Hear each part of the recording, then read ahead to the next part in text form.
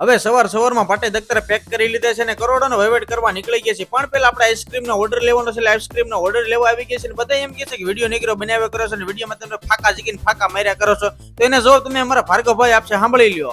ધંધો છે બેટા, બોલવું પડે નકર ન હાલે માર્કેટમાં. બોલવું પડે આમાં, અને તડકો તો કાળા બિલાડા જેવો કરી દે એવો પડે છે, પણ કાળા નો થાય કારણ કે આપણી પાસે રૂમાલ છે.